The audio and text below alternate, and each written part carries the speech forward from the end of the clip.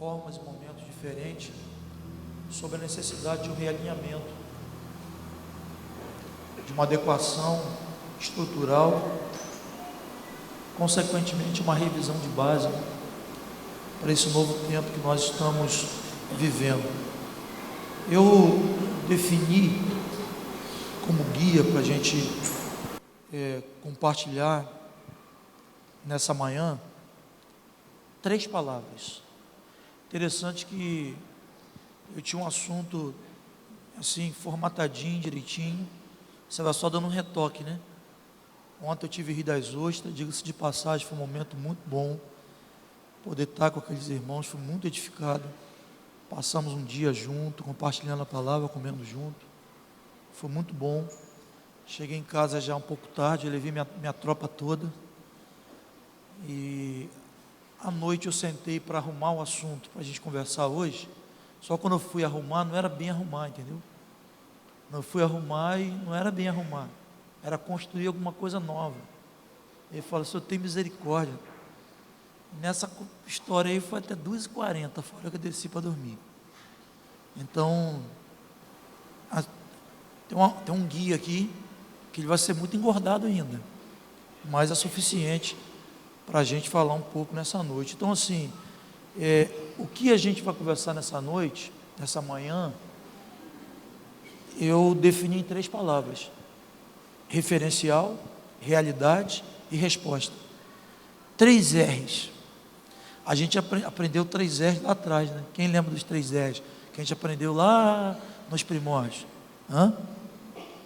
Quem lembra? Diz aí: revolução, resolução, revelação, resolução, revolução. É isso, Biro? Isso aí. Hoje tem mais 3 R's, que é referencial, realidade e resposta. O que é referencial? Referencial, conforme os dicionários aí, o mais moderno dicionário online, tem algumas definições, eu tirei aqui uma bem básica. Referenciais são elementos que formam um sistema de referência, né? Tudo aquilo que forma um sistema de referência, um referencial. Em nosso vocabulário, que não é o crentez, nós podemos definir referencial como os balizadores de nossas ações, ou os princípios que regem as nossas ações. Amém? Porque nós precisamos de uma base, de um referencial para fazermos tudo que fazemos. E esse referencial que eu me refiro são princípios. Então, princípio é um balizador das nossas ações. Se referindo, falando de princípios, é bom a gente lembrar que os princípios são imutáveis, eles não estão condicionados a nenhuma variação, seja de tempo, de cultura, né? Princípio, ele não está sujeito a nenhuma variação. Então, referencial, a verdade, é esse balizador que orienta nossas práticas, que orienta nossas ações. Abra a tua Bíblia, 2 Timóteo capítulo 3, verso 4, Paulo dá uma recomendação a Timóteo. Eu poderia destacar tantos outros textos aqui, mas esse texto é um texto muito claro, né, que dentro desse conceito de referencial. 2 Timóteo 3,14, Paulo faz a seguinte recomendação a Timóteo. 3,14? Ele diz assim: tu, porém, permanece naquilo que aprendeste e que foste inteirado, sabendo de quem aprendeste. Tu, porém, permanece. Repita esse verbo comigo: permanece. Permanece naquilo que aprendeste e de que foste inteiramente, que foste inteirado, sabendo de quem o aprendeste. Projeta para mim Provérbios 22, 28. Ou abra a Bíblia, é melhor. Não, Provérbios 22, 28 diz: não remova os marcos antigos que puseram os seus pais. Vamos ler todos juntos para memorizar? Um, dois, três.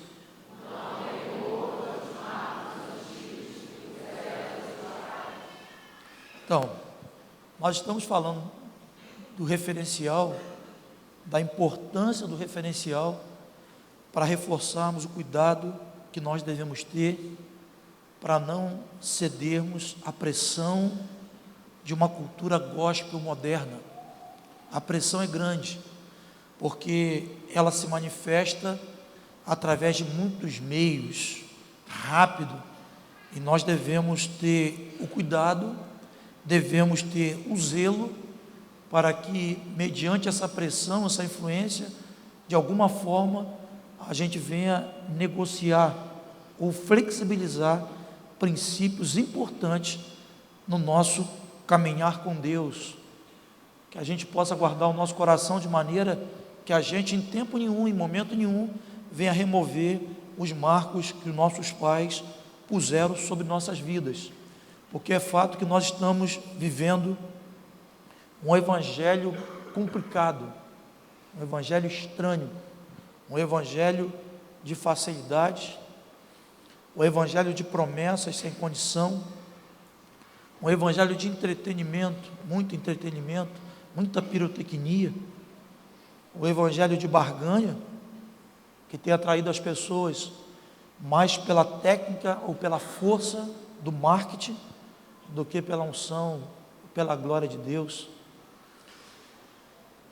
O evangelho onde tem havido um total desconhecimento do propósito de Deus para o povo. Muita gente caminha, cumpre fielmente ali os seus programas, sem terem clareza de qual é o propósito de Deus para as suas vidas. E tudo isso, dentre outras coisas, tem produzido uma quantidade de cristãos sem fundamento, uma quantidade de cristãos sem fundamentos e também uma quantidade de cristãos que são orientados, dirigidos pela carne.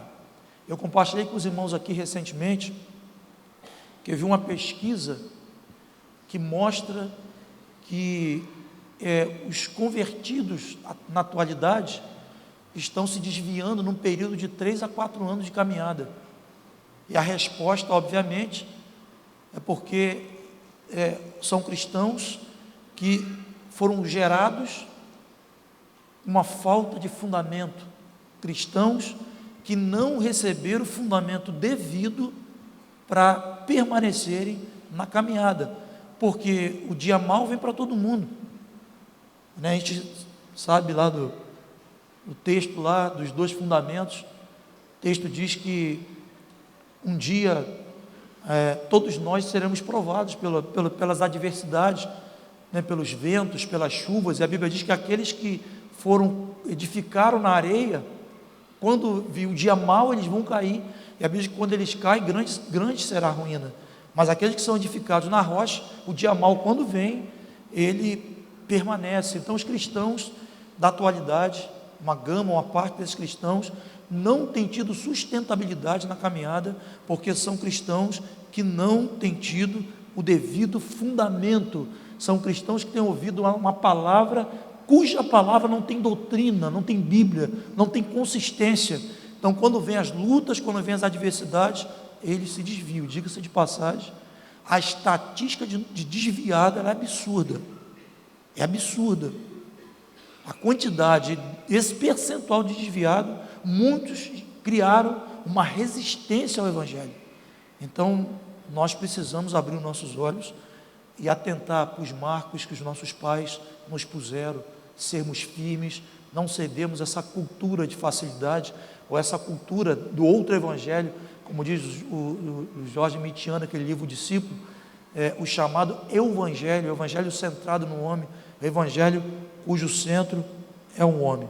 Bom, falando desse Evangelho segundo o homem, quando nós conversávamos com os irmãos, trazendo advertência de atentar para as raízes, de atentar para a essência, de atentar para a palavra, nós também conversamos sobre algumas ocorrências dentro do cenário cristão aí atual, e que algumas ocorrências, palavras que estão recheadas de humanismo. Eu vi Inclusive, nós estivemos no sertão, tiramos um tempo conversando sobre esse tema e avaliando esses temas, aí, essas ocorrências à luz das Escrituras. E eu vi um pregador bonitinho, ele é bonitinho, acho que não é bonitinho não.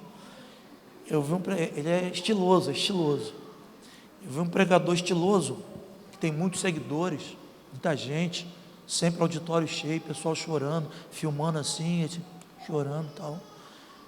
E eu via um camarada com uma capacidade muito grande de influência, um líder, mas eu tenho visto algumas exposições desse irmão que tem me preocupado. É essa que nós estávamos conversando no sertão. Ele diz que de Jesus nós somos o centro. Ele diz que tudo que Jesus fez apontou para nós, e daí por diante. E quando você analisa afirmações como essa, de que de Jesus nós somos o centro, né, na descrição dos evangelhos, durante o ministério de Jesus, o homem se tornou o centro. E nós olhamos algumas palavras, não precisamos nos aprofundar, mas João 8,34 diz que a comida de Jesus é fazer a vontade do Pai e realizar a sua obra. Jesus veio especificamente para glorificar o Pai, e glorificar o Pai de tabela nós fomos alcançados, fomos salvos, reinseridos no processo, no projeto de Deus, no plano de Deus, mas durante o ministério de Jesus, durante o ministério de Jesus, o homem não tinha centralidade, o Pai tinha a centralidade. Então, uma expressão incompatível com aquilo que nós vemos nas Escrituras. Colossenses 1,8 diz que em todas as coisas, Jesus Cristo, Ele tem a primazia. Tem um outro, que eu também, isso inclusive, trouxe para nós uma dificuldade para tratarmos um caso especial, mas tem um outro pastor, também um pastor virtual, pastor, impostor, não sei o que é, mas ele manda a mulher se separar em caso de agressão física ou verbal. Ele diz que a agressão física ou verbal, ela tem a equivalência do adultério. Ambos são pecados, ambos são abomináveis diante de Deus, mas são naturezas distintas, são naturezas diferentes. Agressão física, verbal, na Bíblia, ela tem uma classificação, e Deus tem uma reação também em relação a isso. O adultério tem outra. Então ele anima a mulher que sofreu alguma agressão verbal, alguma agressão física, a deixar o teu marido, constituir um outro matrimônio, porque a agressão, na ótica dele, ela tem a mesma equivalência de um adultério. Estou resumindo, tem muita coisa, hein? Tem muita coisa aí. Tem uma música, ontem nós estávamos ouvindo, indo para Rio das Ostras, analisando de novo, tem uma música que descarta totalmente a interdependência e a sujeição mútua no corpo de Cristo. Talvez você deve ter ouvido, porque ela é bem recorrente aí, né, nas redes aí. Essa música, o título dela é Deus e Eu. Eu destaquei assim uma frase, depois você ouve, se é que vale a pena, né? Mas a letra diz assim: você e Deus e mais ninguém. Ele diz: não conte os seus maiores sonhos a ninguém, não mostre a sua ferida para quem não tem remédio para curar e força para te erguer, não se lamente para quem quer ver a sua dor. É só você e Deus e mais ninguém. Uau! Ai Deus! Quando eu vejo, onde é que estão as mutualidades bíblicas aqui? Confesse as culpas uns aos outros, orem uns pelos outros para que sareis, aconselhai-vos, instruí-vos mutuamente. Você olha a Bíblia e vê quantas mutualidades. Quantos mandamentos bíblicos estimula a interpessoalidade, o intercâmbio entre pessoas, o socorro mútuo? Quantos textos das Escrituras? Faz um estudo, abre a Bíblia, mutualidade bíblica, para ver quantos tem lá. Quantos tem? Então você tem pessoas, a gente registra com preocupação, pessoas que deixaram de aborrecer a própria vida, pessoas que deixaram de andar na luz, pessoas que deixaram de buscar ajuda, que hoje se fecharam no próprio mundo, e esse é um sinal de que essas pessoas estão bebendo dessa água, estão deixando de serem aperfeiçoadas pelo Senhor. Bom, queridos, não devemos remover os marcos antigos que puseram os nossos pais. Devemos permanecer naquilo que nós aprendemos e que fomos inteiramente instruídos, sabendo de quem nós aprendemos. Nós não aprendemos de pessoas virtuais, aprendemos de pessoas que vemos a vida, que conhecemos a história, que tocamos nela. Então nós devemos ter o cuidado para não remover os marcos que os nossos pais nos deixaram, nossos pais apostólicos, os ensinamentos de Jesus. Essa é uma questão realmente preocupante. Quando nós sentamos aqui com os líderes, nós fizemos um balanço sobre quais foram as referências, quais foram as verdades que nos marcaram no princípio. Eu estou resumindo aqui, a gente falou mais amplamente, mas quais foram as referências que nos marcaram no princípio? Foi um entendimento de que nós não vamos à igreja, nós somos a igreja. Concorda ou não? Está seguro? Você chama esse prédio de igreja? Não, porque Paulo diz assim: não sabeis vós que sois templo do Espírito Santo, que o Espírito Santo habita em vós? Paulo instruindo lá na terapia instruindo sobre como ajudar o irmão faltoso. E se o irmão pecar contra ti, vai ouvi-lo tu e ele só. Se ele não te ouvir, chame testemunha. Se ele não ouvir testemunha, dize-o à igreja. Se ele não ouvir a igreja, considere o gentio publicano. Alguém já viu algum prédio falar? Já viu? Quem fala é a gente, quem fala somos nós, eu e você. Então nós não vamos à igreja, nós somos a igreja. E quando eu entendo que eu sou a igreja, a adoração para mim não é um dia, não é um lugar. Adoração é um estilo de vida. Eu não me visto adequadamente quando eu vou para a igreja, porque eu sou a igreja. Eu me visto adequadamente no meu dia a dia, em todo tempo, em todo instante. Quando eu era, já contei essa história aqui, o pessoal ria beça, né?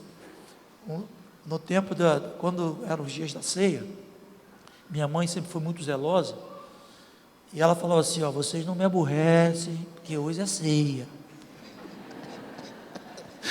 Eu não posso perder a linha hoje, tem que ficar na boa da ceia, deixa para amanhã. No zelo dela, graças a Deus pela minha mãe, pelo legado que ela me deixou. Então, são verdades que nos nortearam, mas outro dia eu vi pessoas que foram alvo ouviram essas verdades, escancarando assim na rede social: eu amo minha igreja, como é boa a minha igreja. Escuta, o Pai é nosso, amém? Amém ou não? O Pai é nosso? Diz assim: o Pai é nosso. O pão é de quem? O pão é de quem? O pão é nosso.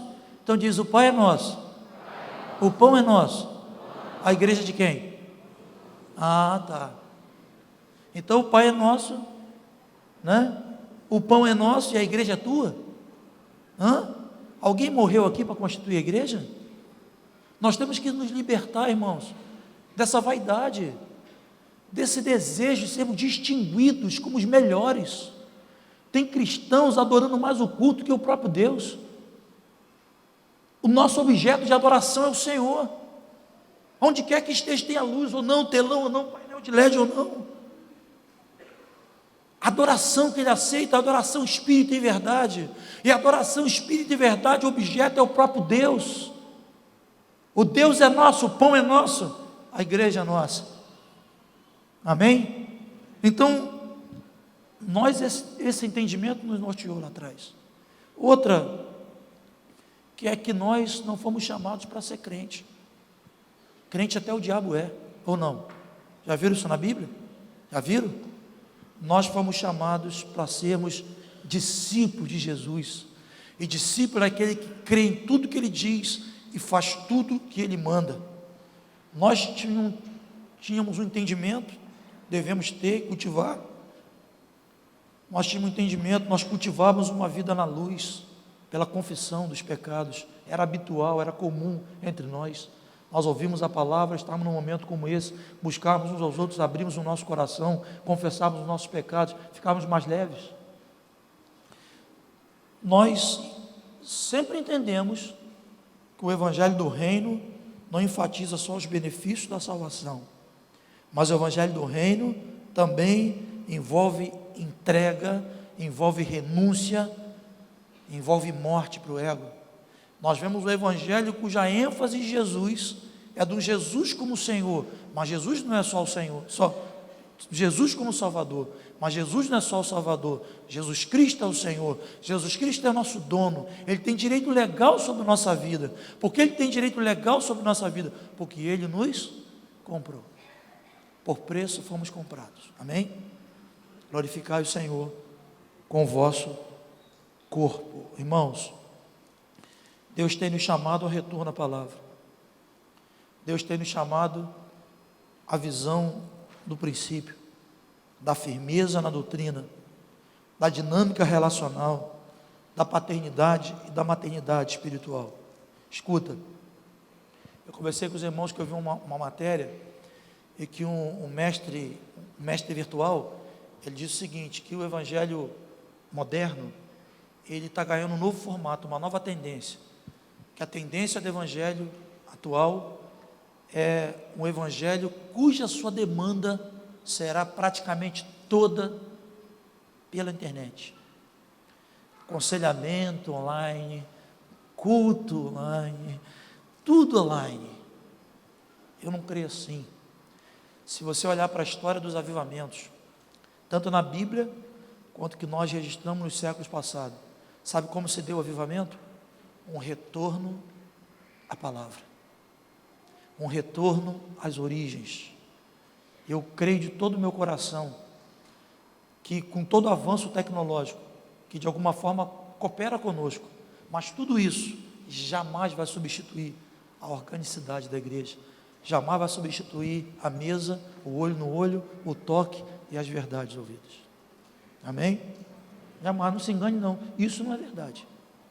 Ele é o mesmo ontem, é o mesmo hoje e será eternamente. Esse evangelho que ele diz que a demanda principal é pela internet, ele chama esse evangelho de evangelho 2.1. Segundo Arthur, tem outra versão.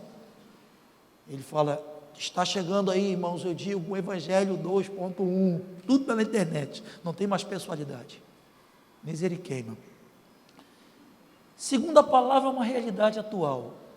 A frequência vai aumentar um pouquinho agora, porque eu quero fazer uma contextualização bem específica à nossa realidade aqui. Então, nós falamos de referencial e agora a gente vai falar de realidade. Quanto tempo correu a idade?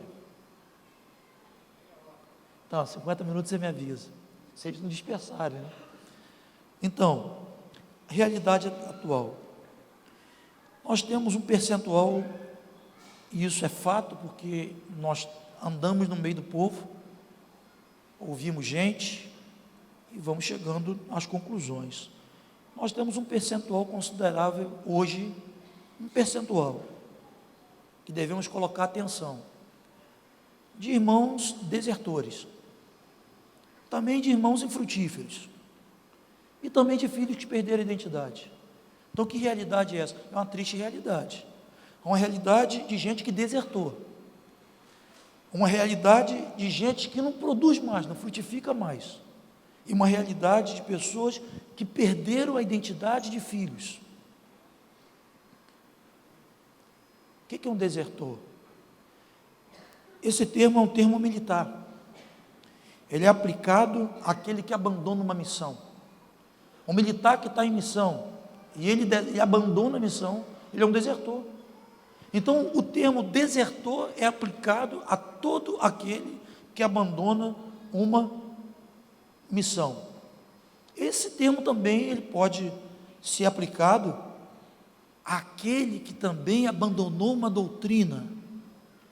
Então, quem abandona uma missão, quem abandona uma doutrina, se torna um desertor. E tem desertor espiritual pra caramba. Um personagem do Novo Testamento, que entrou a um retrato, apresentou um quadro de deserção espiritual, foi Pedro. Sua história, a história de Pedro, ela foi muito bem abordada pelo meu amigo Arthur Valente, no seu livro Deserção Vocacional. Se você não leu, você não adquiriu, você vai fazer isso hoje, eu te recomendo. Eu participei desse projeto, estimulei esse irmão, ele está escrevendo um outro inclusive, Sacerdotes Mortos. Estou dando a cola. Esse livro aqui, volta e meia eu consulto ele, eu dou esse livro, sempre levo alguma mais comigo, contra alguém, toma, leva isso aqui e lê. Se você não leu esse livro, se você não tem, por favor, leia esse livro. Ele aborda muito bem esse tema. Então, Pedro foi um exemplo bíblico de deserção vocacional. Pedro, ele foi vocacionado para ser um discípulo, recebeu a missão de fazer o mesmo, esteve perto de Jesus, estou usando as palavras aqui do Arthur, esteve perto de Jesus em ocasiões marcantes, como a ressurreição da filha de Jairo, transfiguração do monte, na agonia do jardim do Getsêmani, daí por diante, até o momento que ele nega Jesus. E quando ele nega Jesus, a deserção dele fica emblemática, quando ele declara assim: vou pescar. Alguém tão próximo, com tanto depósito, com tanta vivência, experimentou algo tão forte, tão legítimo, de repente ele nega Jesus, e nega daquela forma qualificada que nós conhecemos. Ele nega Jesus, e aí, depois de tudo isso, ele diz: quer saber de uma coisa? Eu vou pescar. João 21, verso 3. Tem uma frase, um adágio aí popular que define bem o que Pedro disse: vou jogar a toalha,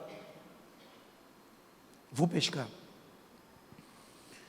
Escuta, me estranha e me conflita ver pessoas que, como Pedro, que viram tanta coisa da parte de Deus e agora estão dizendo: vou pescar. Pessoas que depois de tanto tempo, tanta virtude recebida, resolveram retomar suas vidas de volta.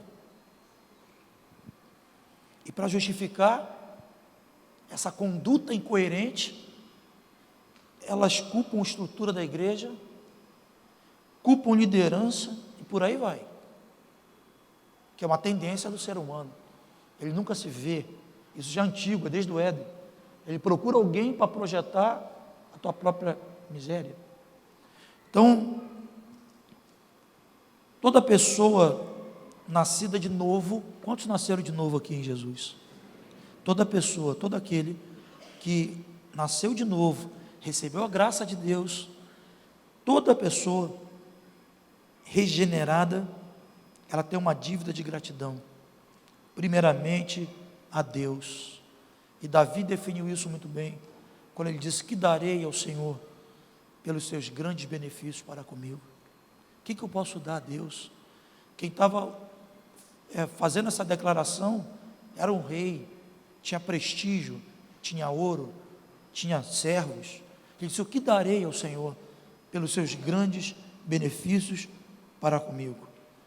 É bem fato que há pessoas que desertaram da doutrina e desertaram da missão, como se tivesse esse direito. Você não tem esse direito.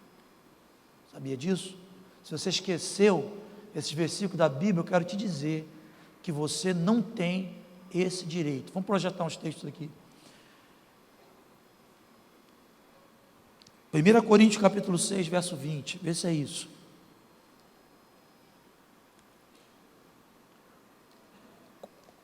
Pode ler isso aqui? 1, 2, 3.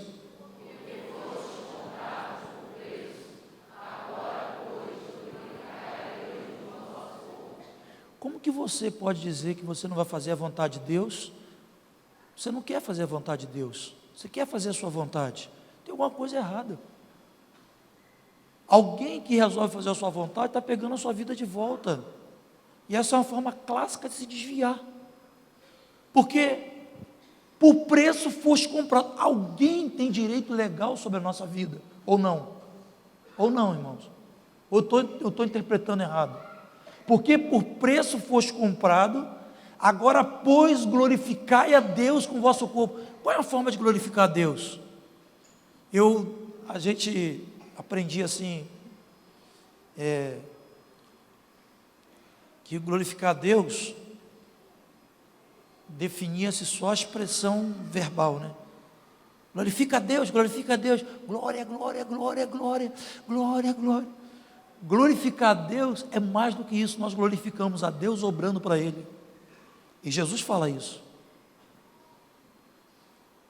João 15 é um texto que a gente vai citar, dizendo: nisto é glorificado o meu Pai, em que deis muitos frutos.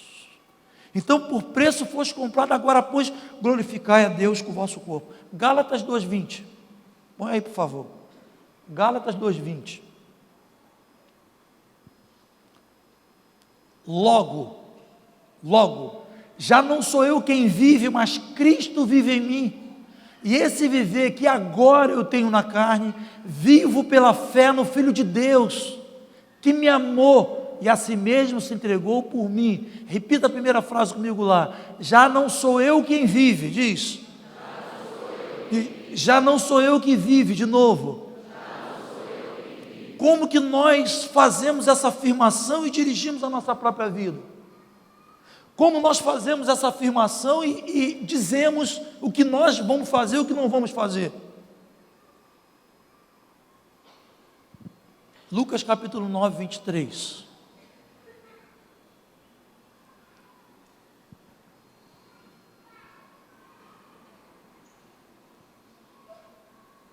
E dizia a todos: se alguém quer vir após mim, a si mesmo se negue dia a dia, tome sua cruz e siga-me, morra para a tua vontade.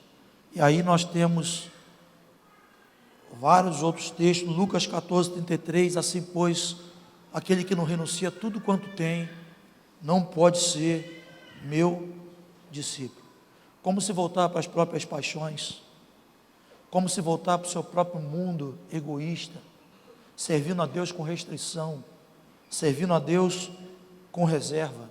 Eu quero dar outra sugestão para vocês. Estou sugerindo o livro do Arthur. Fixa aí, olha bem. Deserção vocacional. Um outro material que eu queria que você ouvisse, chama-se Autismo Espiritual, do Sérgio Franco. Vai lá e baixa no Spotify, está lá. Autismo Espiritual. Esse texto, essa ministração fala do cristão que vive o seu próprio mundo, sua própria vida, suas paixões, seus deleites. Ele tem um mundo dele. Ele não interage no coletivo, ele tem um mundo, o mundinho dele. O teu sábado, com tua pipoca e a tua telinha, é inegociável. Pode ter o avivamento que for na cidade, eu não abro mão. Meu estilinho de vida eu não posso mexer. Vou viver a minha vida. Sábado já tem aquela regrinha minha ali, isso eu não mexo. Vive a sua própria vida. Só que a Bíblia diz que aquele que quiser guardar a tua vida, ele vai perder. Mas aquele que perder a tua vida por amor a Ele, ele vai ter quantidade de vida, ele vai ter vida zoe. Você não consegue às vezes entender porque uma pessoa que ganha pouco prospera tanto. Você não consegue entender porque uma pessoa que teria todas as condições para ter uma saúde estrupiada e ter uma saúde jóia, e aquele que tem condição de ter a saúde boa, tem altos planos, tem os dós todinho, vive chumbado. Desse jeito, é perder para ganhar, morrer para viver. Essa é a lógica de Deus. Então, os sinais de alguém que desertou espiritualmente são as escolhas bizarras que nós já temos registrado. Sabe os sinais, as evidências de quem já desertou? São escolhas assim bizarras. Quer ver um exemplo? Um exemplo. A gente senta com pessoas para tratar essa frase. Quero ficar só nas reuniões, não mais na igreja, no lar. O que ele está dizendo? Não quero ter trabalho, não. Pô, vou na igreja, no lar. O cara vai olhar no meu olho e vai dizer: o que está vendo contigo? Está tudo bem? Tudo bem mesmo, querido? Você está na visibilidade, alguém fala: vem cá, você pode orar para fulano? Por favor, amado, fulano sofreu um acidente, está internado lá em Araruama. Eu não tenho como ir, você tem como socorrer esse amado lá? Então não quero não. Eu fico no bolão assim, que eu fico imperceptível. Então, essa frase, ela é muito comprometedora. Está dizendo, quero ficar só na reunião geral. Não quero mais estar na igreja, no lar. Vou citar outra. Não quero me comprometer com o serviço, principalmente com o discipulado. E aí vai outras coisas mais: pontualidade, assiduidade, submissão. Às vezes nós começamos uma reunião e a reunião starta 40, meia hora depois, até 1 hora, se deixar. Eu chego aqui domingo, olho um grupo com dinâmica de oração e um grupo com cara de paisagem, como se ele não tivesse responsabilidade para que a glória de Deus se manifestasse nesse lugar, como se a responsabilidade fosse daqueles poucos que estão orando e da pessoa que vai vir aqui e vai abrir a palavra e compartilhar. Isso é errado. Tem que se converter, tem que mudar o teu coração, você tem que estar enganjado, tem que participar é pertencer. Então,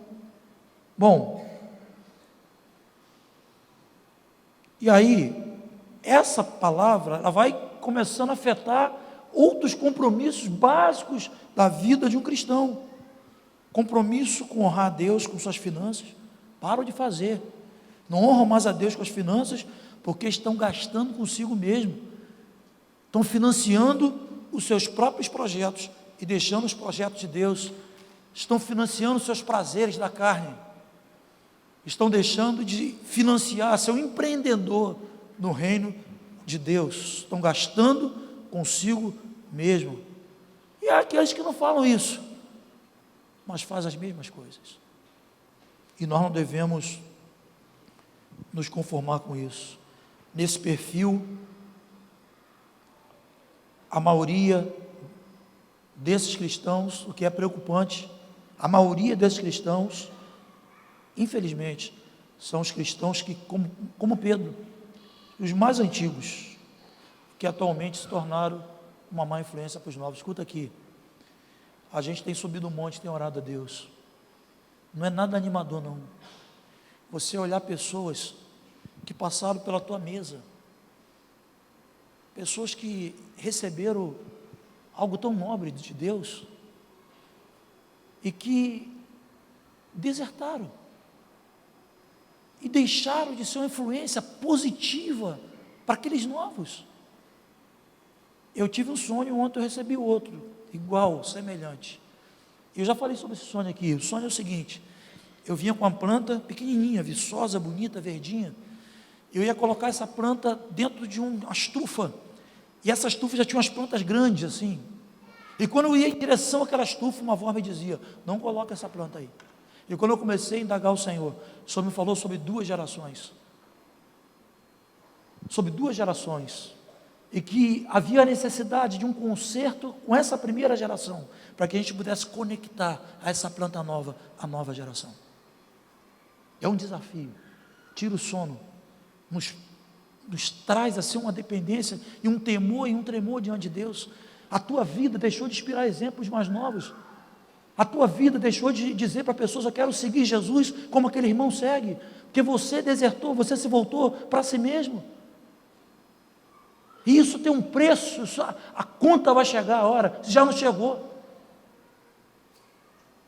Essa é uma realidade. Agora tem um detalhe, escuta, olhe para mim, tem um detalhe. O que desertou, o que deixou de fazer, o que era essencial que ele fizesse, está culpando todo mundo, deixou de fazer, essa pessoa, essa mesma pessoa, ela é muito firme, muito incisiva no cobrar, é o que mais cobra, muito firme no cobrar, são aqueles que mais consomem nossas agendas. E já dizia Abe, quem não dá fruto dá galho, mais consome nossas agendas. Um filho de verdade, nós não precisamos de agendas formais, entende isso? Um filho de verdade, nós não precisamos de agenda formal. Por que nós não precisamos? Porque o filho nós instruímos no caminho. Amém ou não amém? Vem comigo servir junto, que a gente vai trocar um bocado de coisa. Então, filho, a gente instrui no caminho. Provérbios 22, 26, isso. Instrui a criança, o teu filho, no caminho que deve andar. Então, o filho, nós não precisamos de agenda formal, não precisa ficar marcando tal dia, tal hora, não tem isso. O filho se instrui no caminho, porque o filho, ele tem visibilidade. Quando é que o filho tem visibilidade? Quando o filho está enganjado na missão do pai. Ontem, tivemos um momento bom aberto de mesa lá em Rio das Ostras, ouvi o sonho lá do Rafael. Rafael está assim: Rafael, falando teu nome, fica de pé aí, Rafael, é possível que você não te conheça, mas esse moço bonito aí, norte pernambucano, mais um pernambucano, Marcelo. Cadê Marcelo? Viu Marcelo aí? Olha lá. Então, sentamos na mesa comendo um churrasco.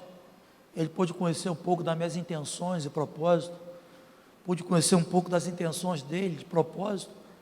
O filho não tem agenda formal. O filho você forma no caminho. Então, você tem uma gama de gente, desertores, que são firmes no cobrar. E te constrange, porque nós não fomos chamados para pastorear por constrangimento, com medo de que você vai me criticar, com medo de que você vai dizer que eu não aperto a mão de ninguém na saída. Às vezes nós devemos pastorear por espontaneidade, como Deus quer, porque ministro do Senhor não é servo de homem, é servo de Deus. Nós temos que crescer nesse sentido. Bom, o que mais? Uma das razões, queridos, de restrições, infortúnios físicos, emocionais e espirituais, está relacionada ao abandono do chamado.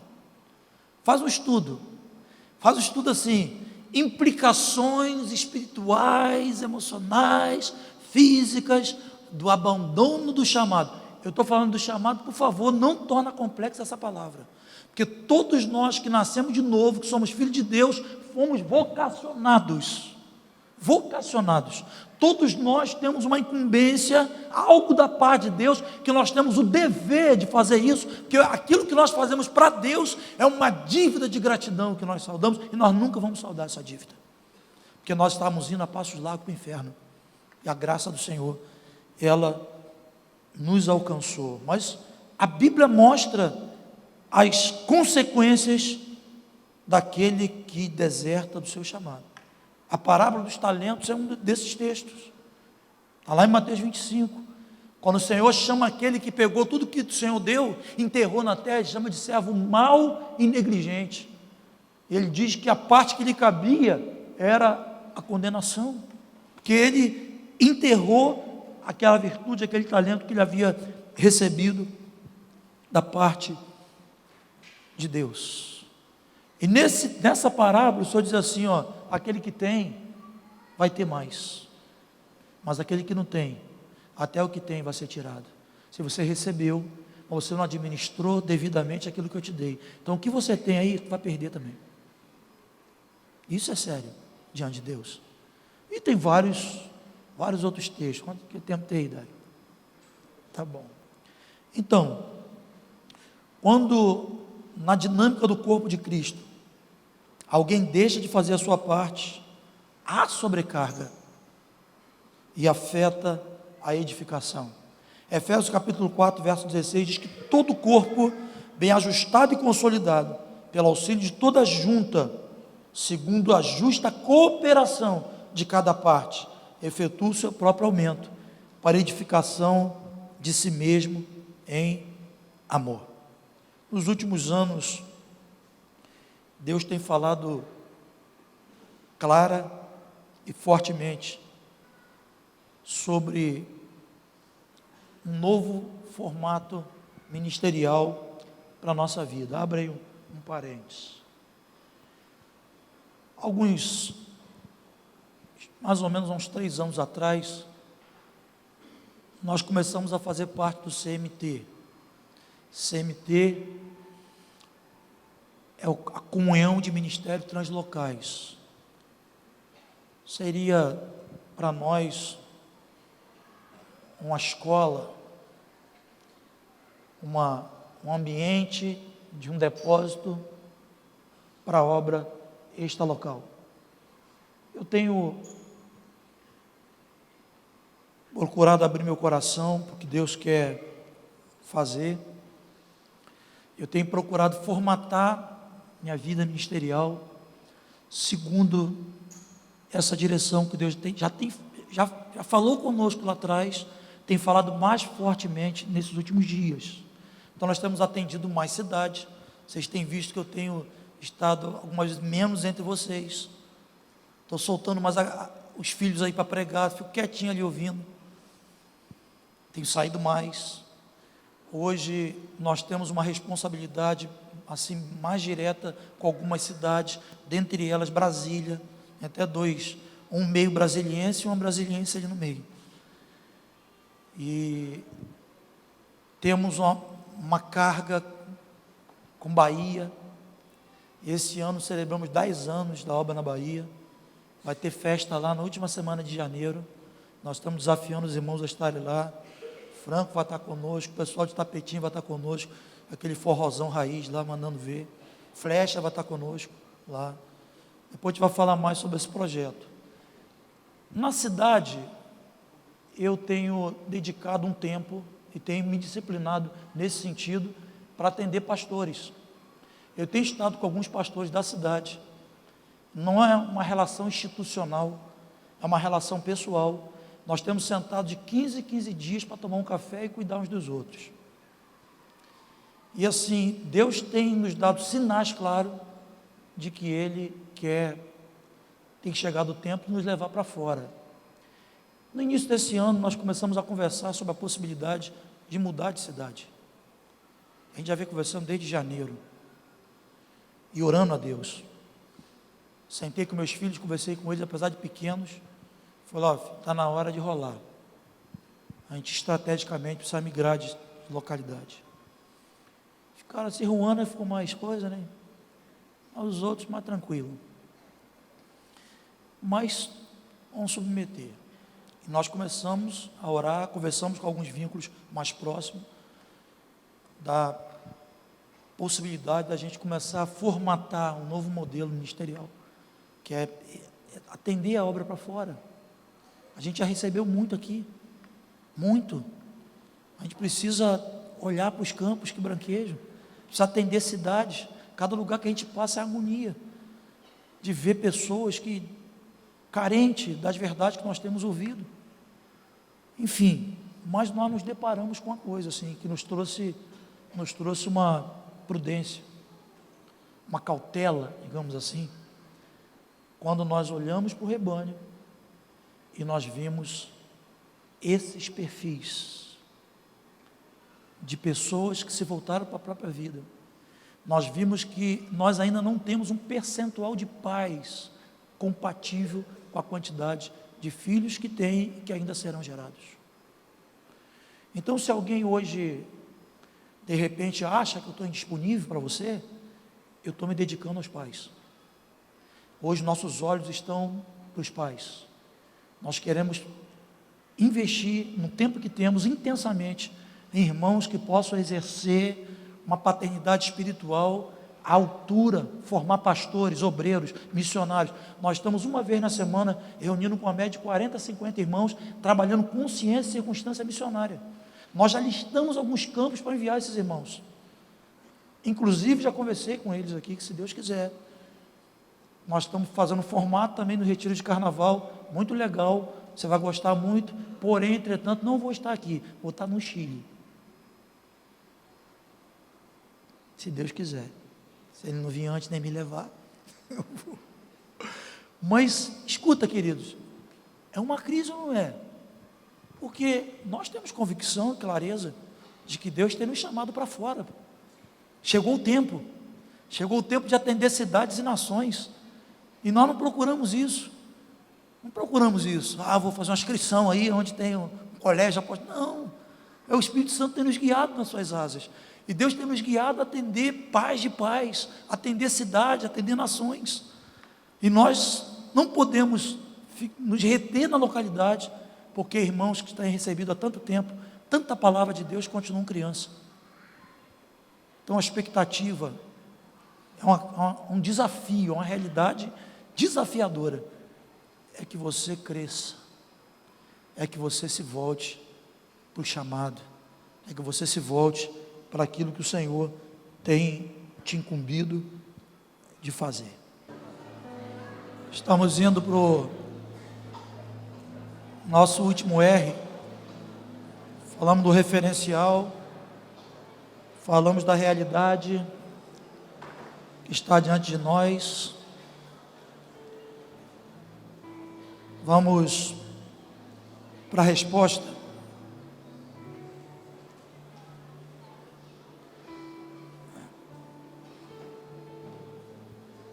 Perdão, dentro da realidade, a gente falou sobre o desertor.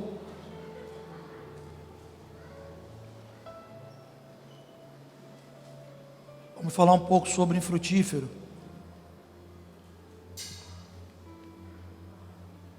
É uma realidade que precisamos encarar, com graça, sabedoria, para que o Senhor mude esse quadro. Desertores, infrutífero. Franco abordou recentemente esse tema aqui. Como pode alguém estar em Cristo e não frutificar? Isso é uma incoerência. João capítulo 15, verso 8 diz: nisto é glorificado meu Pai, em que deis muitos frutos. João 15, 16 tem um mandamento. Jesus diz: não foste vós que me escolheste, pelo contrário, eu vos escolhi, para que vades e deis fruto, e o vosso fruto permaneça. Enquanto Franco, na abordagem desse tema, ele diz que enquanto o fruto não chega, nós ainda não somos discípulos. Nisto é glorificado meu Pai, em que deis muito fruto.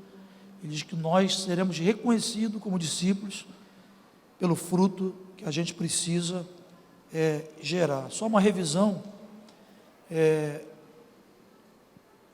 o Franco compartilhou aqui entre nós também sobre o que é fruto. Às vezes gera uma confusão, né? Normalmente quando a gente diz você precisa frutificar, a pessoa normalmente associa fruto à vida, evangelismo, ganhar vida, também é um fruto, mas fruto não é só isso. O Franco usou uma palavra bem didática para definir o que é uma frutificação na vida do discípulo. Diz que o fruto em nossa vida tem que ser uma frutificação tridimensional, né? Quem frutifica, frutifica tridimensionalmente. O que é isso?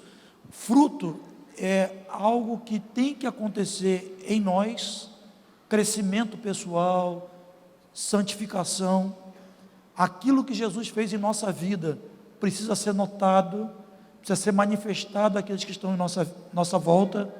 Então, o que é fruto? Não é só ganhar gente, também é ganhar gente, mas não é só ganhar gente. Fruto é tridimensional. Fruto é aquilo que é visto em nós. O tempo vai passando, nós vamos recebendo as verdades, nós não devemos permanecer com as mesmas características, com as mesmas expressões, as mesmas atitudes.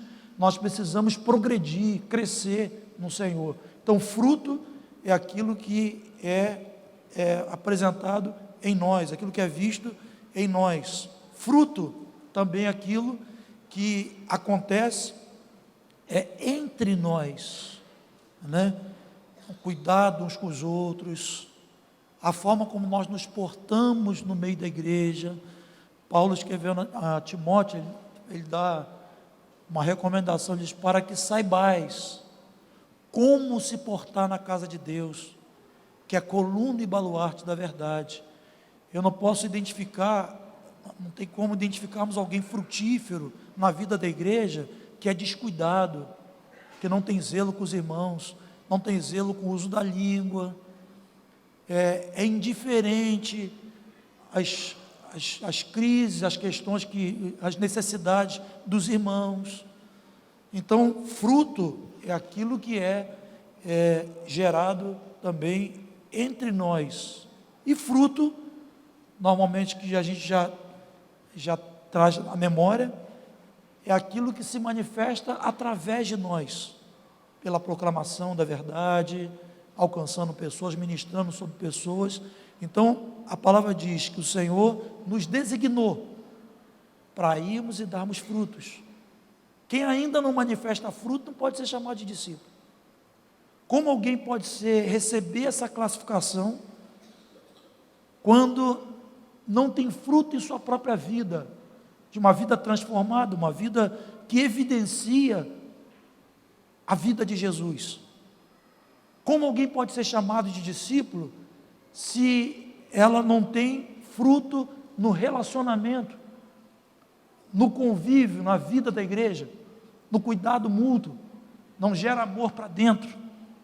Nós não podemos definir alguém como discípulo se é alguém que também não tem um compromisso com o fruto para fora, com a vida de Deus através de nós, que é o amor para fora. Bom, queridos, a falta de fruto também é algo comprometedor. O texto de Marcos capítulo 11, versos 13 e 14, é um texto conhecido, aquele texto que mostra quando Jesus ele amaldiçoou uma figueira. Ele amaldiçoou uma figueira porque ele se aproximou dessa figueira para ver se tinha algum fruto e ele só achou folha. Infelizmente, esse é um perfil da vida de alguns cristãos na atualidade. Ele tem uma pseudo-vitalidade, tem aparência de vigor, tem aparência de uma planta saudável, porém, ela não tem fruto. Então, Jesus amaldiçoa aquela figueira, que ele vai procurar fruto, e ele não encontra fruto na figueira. Estou citando esse texto para dizer para você que uma vida infrutífera não é algo assim que a gente deve levar com normalidade. Não é normal um cristão regenerado, que tem o Espírito Santo, que tem a vida de Deus e não ter fruto, né? E quando nós não temos fruto, isso tem consequência para a nossa vida. Esse texto da figueira estéril é um texto que nos faz refletir sobre as consequências de uma vida infrutífera. João capítulo 12, verso 24, fala sobre o grão de trigo. Ele diz, se o grão de trigo cair na terra, ele não morrer, ele fica só, mas se ele morrer, ele produz muito fruto. Então, tem esterilidade, solidão na vida de pessoas, porque se recusa a morrer. Ela quer preservar suas características originais, ela quer ser ela, então ela não morre. Se ela não morre, ela não produz, porque o princípio para que uma semente germine é que ela morra. Então, aquele que cai na terra, a terra é a igreja. Você cai na vida da igreja, você não quer morrer, para a tua vontade, para o seu estilo de vida, né, para o teu ego, né, você vai ser uma pessoa estéril, Mas se você morre, você vai produzir fruto, fruto em você, através de você, né? E entre você, entre nós. Bom, Hebreus capítulo 6, verso 7, põe esse texto para mim, por favor. Eu acho muito sério essa advertência aqui. Porque a terra que absorve a chuva, que frequentemente cai sobre ela, e produz erva útil para aqueles por quem também é cultivada, recebe bênção da parte de Deus. Põe o verso 8. Mas se produzir espinhos e abrolhos, é rejeitada, e perto está da maldição, e o seu fim é ser queimada. Esse texto não é um texto do Velho Testamento, isso é um texto neotestamentário. Ele está dizendo o seguinte, que quando Deus sobe sobre nossa terra, sobre nossa vida, Ele tem uma expectativa. Efésios capítulo 4 diz que Deus deu os ministérios para a igreja, apóstolo, profeta, evangelista, pastores e mestres, querendo o aperfeiçoamento dos santos, querendo. Deus investe em nossas vidas com uma expectativa. Nós não temos o direito de dizer que a gente não vai dar fruto. Nós não podemos escolher ser uma figueira estéril que só tem folha, tem cara de crente, cara de discípulo, canta música de discípulo, está no meio da igreja, mas você só tem folha, você não tem fruto, você tem as mesmas características, você é guiado pelo teu ego, você é impulsivo, só tem folha, você não tem fruto. Então, nós não podemos viver confortável nessa posição, não tem como viver, porque uma vida infrutífera tem consequência. Vemos na parábola da figueira, vimos nesse texto. Quantos são terra de Deus aqui? Terra santa. Então, quantos têm recebido a chuva de Deus? Por graça e misericórdia. Não tem recebido a chuva de Deus, não? Estão secos? Quantos têm recebido a chuva de Deus aqui? Agora, a pergunta é, por que você tem recebido a chuva de Deus? Melhor, para que você tem recebido a chuva de Deus? O Deus diz que ela cai para produzir erva útil. Então, se essa chuva está caindo sobre você, diariamente, você está produzindo espinhos e abrolhos, a coisa fica séria. Porque se nós produzirmos espinhos e abrolhos, o texto diz que essa terra ela vai ser rejeitada e perto está da maldição, e o seu fim é ser queimada. Condição de desertor, condição de infrutífero, são condições extremamente comprometedoras. Uma outra realidade são de filhos que perderam a sua identidade. Esse assunto, eu quero, com a graça de Deus, detalhar esse assunto quinta-feira aqui. Eu vou dizer por que quinta-feira. Falta ainda algumas coisas para a gente falar. Falta alguns mistérios a serem revelados. Tem filhos que perderam a identidade. Nós temos vivido algumas discrepâncias que têm sido um peso para nós. Quando o filho perde a identidade, ele se torna um peso. Vocês sabem que nas originais, no grego, a palavra em português ela tem outros significados, lógico, e sabe disso, né? Filho é uma delas. Há dois significados para filho nas escrituras. Um significado é teknon. Teknon significa filho, mas filho imaturo, filhinho, dependente.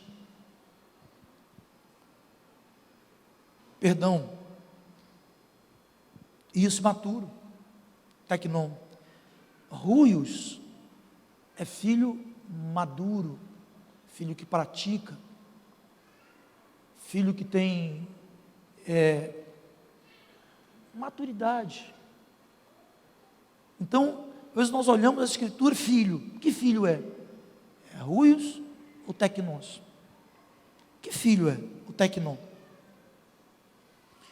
Por que eu estou citando esses filhos? Né? 1 João, ele fala sobre os níveis de estatura espiritual na igreja. Diz assim: filhinhos, não pequeis, mas se pecardes, tendes um advogado junto do Pai, ele é a propiciação pelos vossos pecados. Depois ele fala de outra categoria, outra estatura espiritual, e ele diz: jovens, sois fortes, A palavra de Deus habita em vós, tem vencido o maligno. Pois ele fala de outro nível, fala: pais, você conhece aquele que existe desde o princípio. Deus, ele nos trata segundo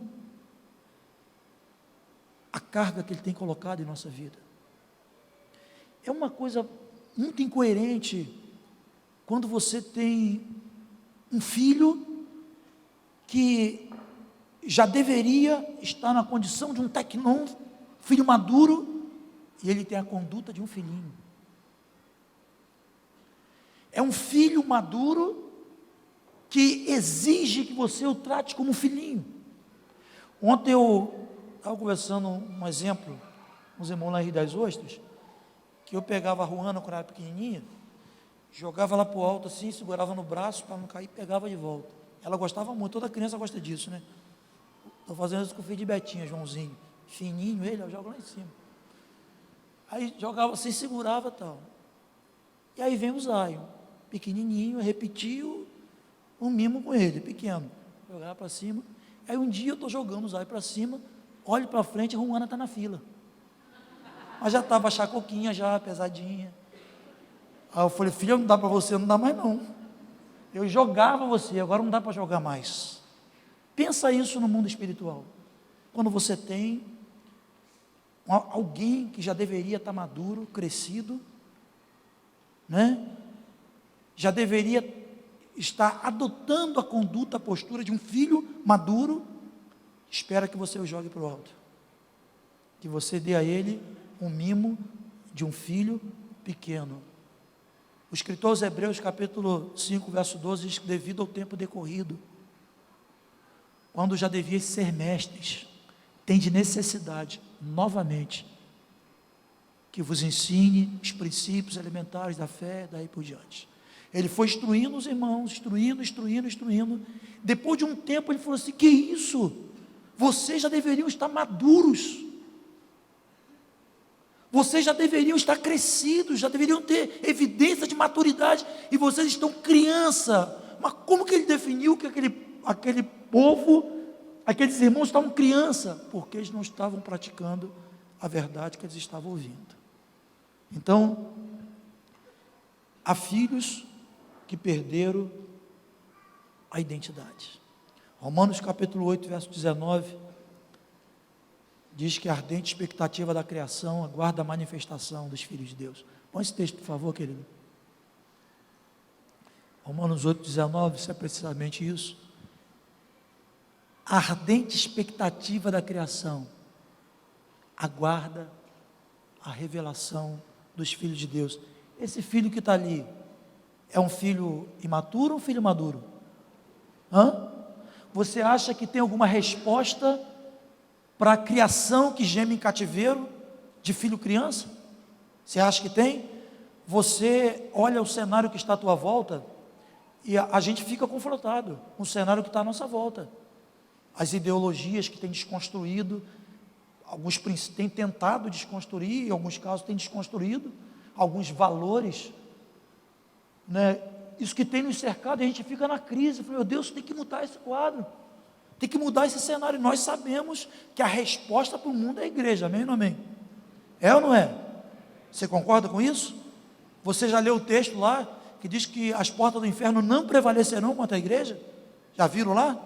Então a resposta para o mundo é a igreja. A igreja precisa se manifestar na cultura, a igreja precisa se manifestar nos setores estratégicos da sociedade.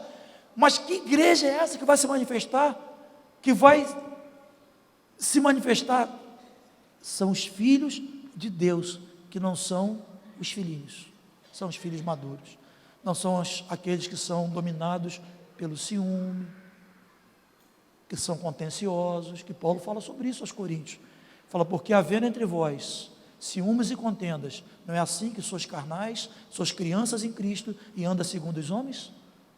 Então, se você é alguém inflamado pelo ciúme, então é uma criança. Aquilo ali, a natureza vai seguir gemendo. As injustiças, elas vão continuar. Se você é alguém tendente à contenda, briga por qualquer coisa, a natureza segue gemendo. Então, a revelação, em outra tradução, a manifestação dos filhos de Deus é para os filhos maduros. Então, estamos indo para o último R agora, de verdade. Último R. Realidade, referencial, realidade e resposta. Repita comigo. Referencial, realidade, resposta. A realidade está desafiadora. Eu quero compartilhar um pouco com você essa carga. Eu quero que você vá embora refletindo. Comece a partir da sua própria vida, como é que você está. Que você se dedique intercessoriamente por essa causa. Que você diga com revelação e com entendimento: chega de ser criança, eis-me aqui, Senhor, usa-me a mim, né?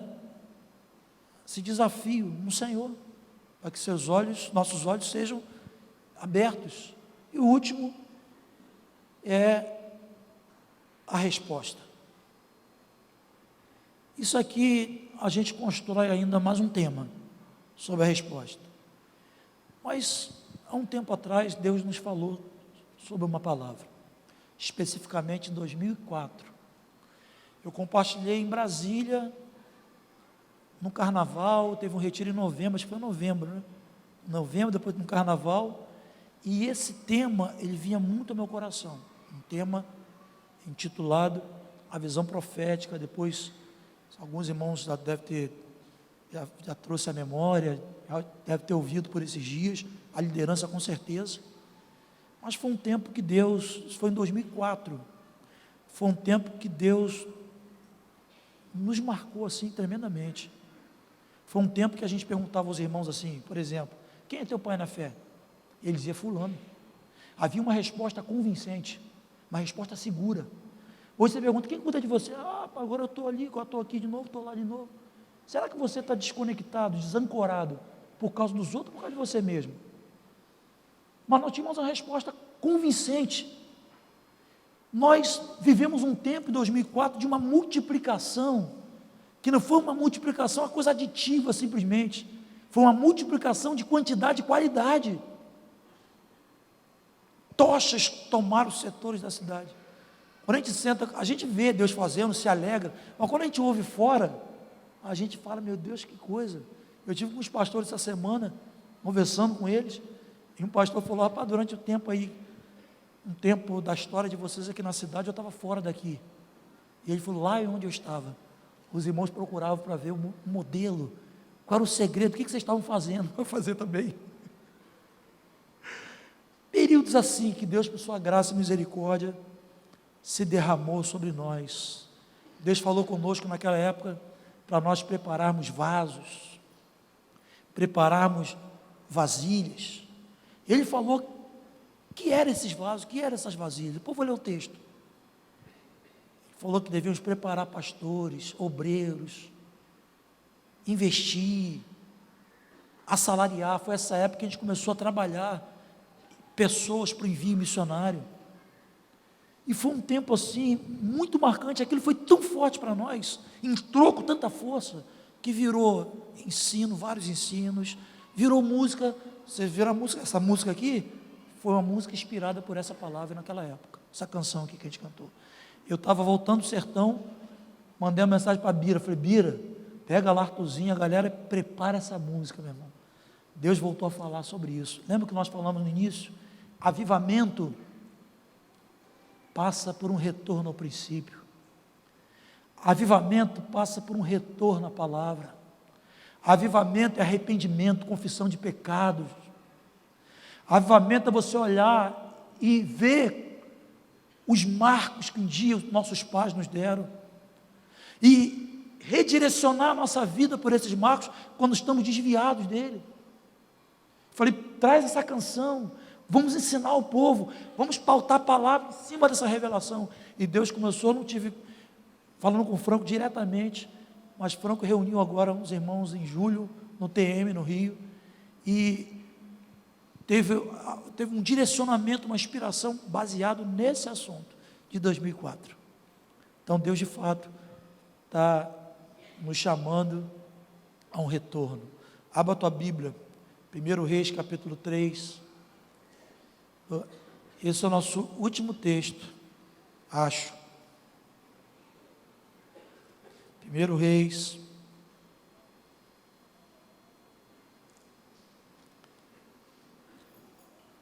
(16, 17), projeta aqui, por favor, querido. Melhor pegar ali. O quê? É 2 Reis. Perdão.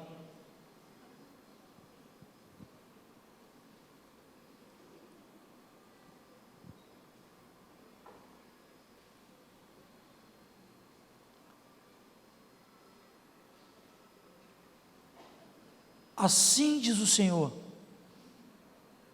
fazei nesse vale covas e covas, que assim diz o Senhor: não sentireis vento, nem vereis chuva, todavia esse vale se encherá de tanta água, que bebereis vós, vosso gado e os vossos animais. Qual é a condição para as covas transbordarem de água? Qual é a condição? Você identifica ali qual é a condição? Qual é a condição? Identifica ali? Oi? Fazei covas. Fazei neste vale. Covas e covas. Repita. Fazei neste vale. Covas e covas. Isso é atribuição, é responsabilidade de quem? De quem? Nossa. Não um anjo que vai cavar. É igual o odre. O odre que vai receber o vinho novo não é o anjo que vai fazer, somos nós, é o homem que faz. Então, fazei covas e covas nesse vale. Nós estamos conversando nesses dias, basicamente, sobre cavar as covas e preparar vasilha, porque nós estamos seguros que nós não vamos sentir vento. Nós não estamos preocupados com o número de seguidores e o número de curtida. Não depende disso. Nós estamos preocupados se teremos muito ou poucos aplausos, se seremos abraçados ou rejeitados. Você não vai sentir vento. Está dizendo o seguinte: não tem nenhum aferidor humano que vai dar essa garantia. Não tem vento, não tem chuva, mas vai cair água, e vai cair tanta água que vai beber vocês, vai beber gado, vai beber todo mundo. Olha que gado bebe água para caramba, hein? Os ecologistas estão preocupados com os gados hoje. Por isso tem uma galera vegana aí, porque o gado está causando um distúrbio ecológico, muita água. Mas a gente não tem problema com isso, porque quem vai derramar água é o Senhor. Muita água, ele vai beber vós, vai beber os vossos gados. Segundo verso 18 diz assim: e isto ainda é pouco aos olhos do Senhor, de maneira que Ele entregará em nossas mãos os nossos inimigos. Amém? Você recebe essa palavra como a palavra de Deus? Recebe aí no teu coração? Então, nós devemos fazer a nossa parte, fazer covas. No texto de Reis, eu não vou abrir esse texto, vou só citar aquele conhecido, mas 2 Reis 4:3, vou lembrar a história, conta a história daquela viúva, que entregou ao profeta a pouca reserva que ela tinha de mantimento para comer, e quando ela entrega para o ferro, o que ela tinha que ela comer ia morrer, ela também recebe uma palavra, de que o azeite ia suprir poderosamente. Mas se eu olhar nesse texto, depois a gente vai falar mais sobre isso. O texto diz que ele mandou: pede vasilha emprestada. Falou para a viúva: pede, vai pedindo, porque o óleo vai descer. E ela foi pedindo as vasilhas emprestadas. Em determinado momento não tinha mais vasilha. E quando ela disse acabaram as vasilhas, o texto diz: o azeite parou. Quantas vasilhas nós tivemos, mais óleo virá sobre nós. Então, você quer entender onde é que nós voltamos nossos olhos hoje? Nós queremos nos empenhar com toda a força, com todo o foco, para preparar vasilhas, preparar obreiros, preparar discípulos que fazem discípulos, criar consciência, circunstância e semear. Tirar pessoas do desembaraço para que ela possa servir a Deus, separar os vocacionados para que possam servir a Deus com mais liberdade, sem impedimento, diante do Senhor. Deus vai derramar da sua chuva, amém ou não amém? Ele é fiel, Ele não depende de circunstâncias, Ele não depende de nenhum outro fator, porque Ele é Deus, Ele é autossuficiente. O que Ele falou, Ele é poderoso para cumprir, e pesa sobre nós a responsabilidade de nós formarmos vasilha. Deixa eu dizer porque que a gente vai voltar a reunir num coletivo. Nós definimos um formato, uma proposta. Nós vamos semanalmente reunir com todo o povo. A gente está pensando se faz 3 reuniões, porque três que eu me refiro em 3 locais diferentes, porque tem um pessoal de Jardim Esperança, que é uma logística vir de lá para cá, principalmente com a situação que tem sido ocorrido aí do outro lado da ponte, pessoal de São Pedro e pessoal de Cabo Frio. A gente deve fazer esse formato de 3 localidades. Nós vamos fazer revisão de alguns princípios. A segunda reunião da semana vai ser uma reunião para revisão e prática. E ela não vai ser naquele modelinho. Tem alguns modelinhos de pesca que são funcionais, mas tem alguns modelinhos de pesca que viraram koinonite. Koinonite é aquela comunhão doente, sem propósito. Então a gente vai trazer temporariamente um novo formato de segunda reunião, um novo formato. Uma primeira reunião é revisão. Então, semana agora, a gente vai estar falando sobre paternidade espiritual. Um outro encontro fala sobre perspectiva do presbitério. Tem os temas lá, selecionados. Essa semana agora, aqui a gente fala sobre paternidade. Paternidade. Então, a gente vai startar essa proposta a partir dessa quinta-feira. Nós sabemos que apesar de nós abrimos os nossos olhos, pela misericórdia de Deus, tivemos a sensibilidade necessária e a convicção de que nós precisamos abrir covas, precisamos trazer vasilhas, que vai descer óleo e vai descer chuva. Amém? Vamos ficar de pé no nome de Jesus. Vamos aprender essa canção. Vamos aprender essa canção. Então já marca na tua agenda aí, quinta-feira, marca aí na tua agenda, que o Senhor mude essa realidade entre nós, que essa realidade seja mudada entre nós, que mude essa realidade dos desertores, que mude esse quadro de infrutífero, que mude esse quadro de filhos que perderam suas identidades, no nome de Jesus. Quantos aqui lembram dessa canção aí, dessa música? Quantos lembram? Aí tem uma galera que não sabe, hein? Vamos didaticamente aprender essa canção.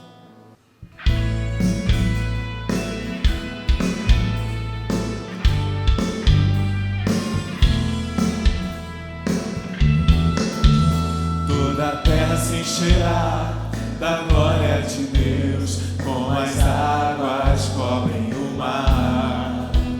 A palavra do Senhor, liberada a nós, nos compromete, nos chama a uma atitude de fé. Olhai para esse vale de sequidão, fazei covas, muitas covas, pois inundarão. Não sentireis o vento soprar, e nem vereis a chuva cair, mas muitas águas vão descer do trono de Deus, vão inundar o coração de todo que crê, e encherão, transbordarão, sim, transbordarão, e todo aquele que tem sede será saciado das águas de fluir.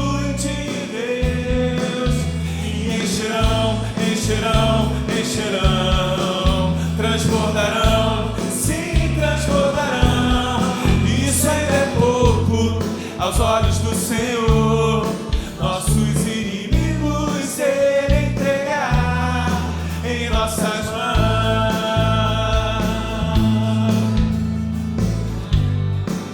Vamos juntos lá no começo.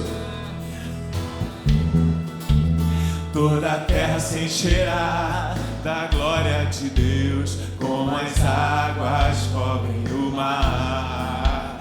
A palavra do Senhor, liberada a nós, nos compromete e nos chama a Mais uma uma vez. atitude Toda a de terra? fé. Toda a terra se encherá da glória de Deus, como as águas cobrem o mar. Agora levanta tuas mãos. A palavra do Senhor, liberada a nós, nos compromete e nos chama a uma atitude de fé.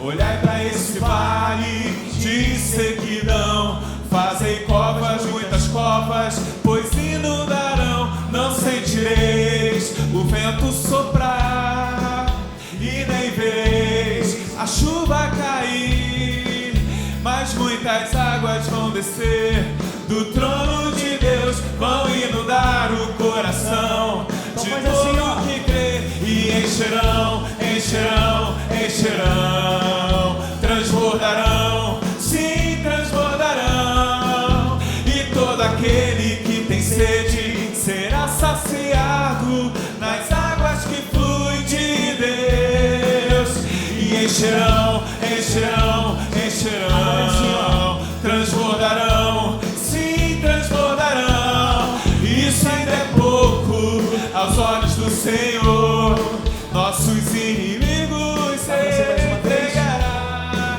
em nossas mãos. Agora a igreja, toda a terra, vai lá. Toda a terra se encherá.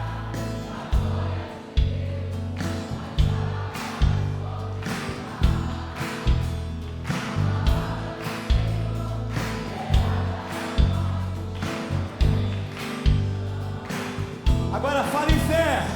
Olhai para esse vale. Fazer. Não sentireis o vento soprar e nem vereis, Mas muitas águas vão descer. do trono de Deus vão inundar Então vamos lá. de todo Assim, ó. e encherão, encherão, encherão, transbordarão, sim, transbordarão, e todo aquele que tem sede será saciado das águas que fluem de Deus. Só igreja. E encherão. Faz assim pro teu irmão, ó. Sim. Isso ainda é pouco aos olhos do Senhor, nosso inimigo Ele entregará em nossas mãos. Encherão, vamos lá. E encherão, encherão, encherão, transbordarão, sim, transbordarão, e todo aquele que tem sede será saciado das águas que fluem de Deus. Seja sobre as nossas vidas. E encherão, encherão, encherão, transbordarão, sim, transbordarão.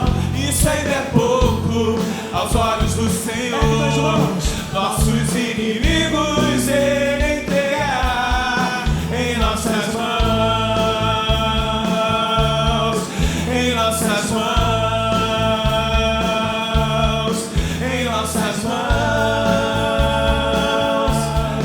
em nossas mãos. Aleluia! Aleluia! Pois aquele que prometeu é fiel para cumprir. Aleluia!